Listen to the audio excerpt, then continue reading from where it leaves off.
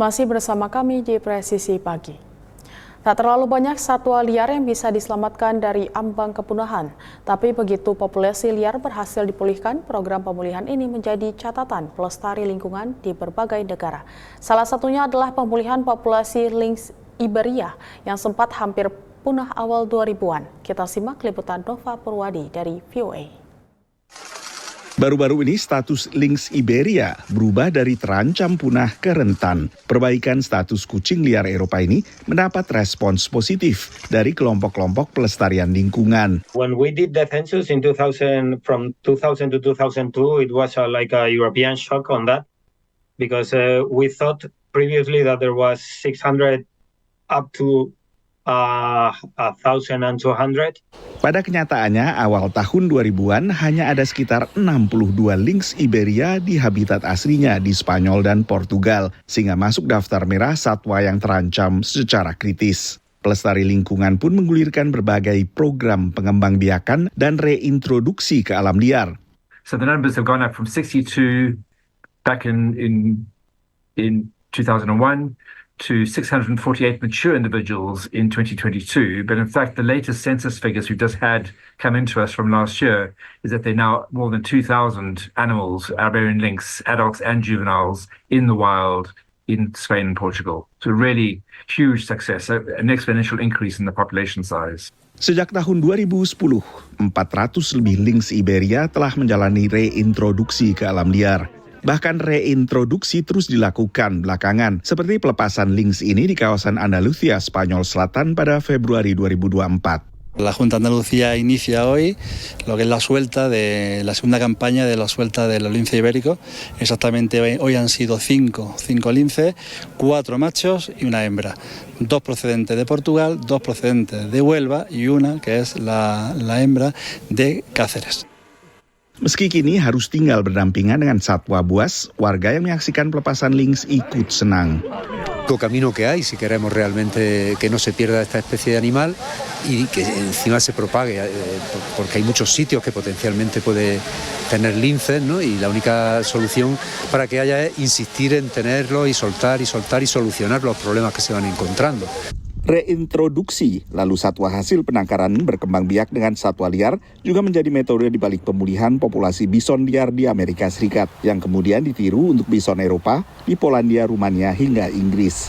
Berbeda dari bison, lynx adalah satwa predator sehingga pelepasannya kembali ke alam liar juga disertai skema kompensasi bagi peternak yang ternaknya kemudian dimangsa oleh lynx ini. Skema kompensasi serupa juga diberlakukan di Amerika Serikat dalam reintroduksi serigala ke sejumlah negara bagian, termasuk serigala abu-abu di Colorado dan serigala merah di North Carolina.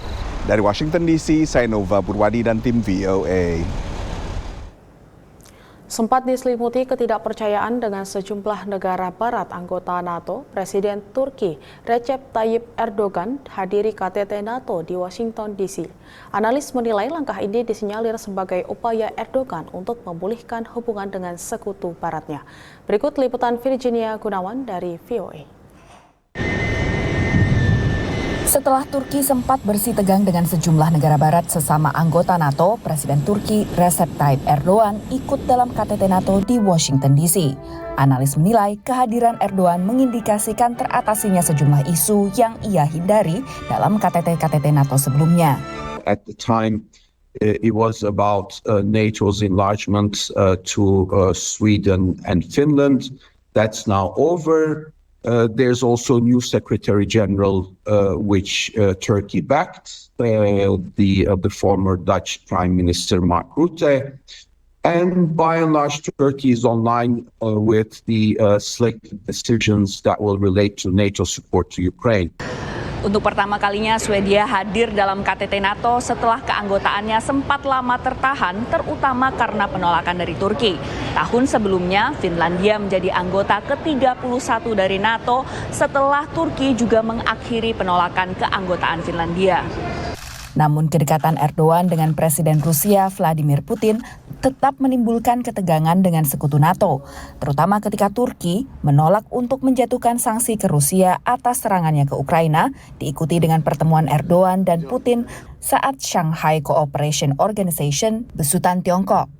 There's an understanding that as a country that neighbors Russia, that has a number of interdependencies, this is something unavoidable. However, in return, Turkey is also quite cautious in not crossing the red lines set by the US and by EU in terms of the current Russia sanctions. Selain untuk KTT NATO, kunjungan Erdogan jadi kesempatan untuk menunjukkan makin berpengaruhnya Turki di Afrika, Asia Tengah, dan kawasan Kaukasus, yang bisa jadi insentif bagi pemerintah Biden untuk bekerja sama dengan pemerintah Ankara, menurut analis. Administration and Turkish officials are looking into Africa, where Turkey has ambitions to expand its influence, both economically and in security terms. There is a renewed attention on Central Asia, and of course, an effort to see if there could be more in the Balkans when it comes to Turkey and US supporting stability and EU enlargement process. Mei lalu, pertemuan Erdogan dengan Presiden Joe Biden batal karena perbedaan pandangan terkait perang Israel di Gaza dan perang di Suriah. Dari Washington DC, Virginia Gunawan dan tim VOA. Tetaplah bersama kami, Presisi Pagi akan segera kembali.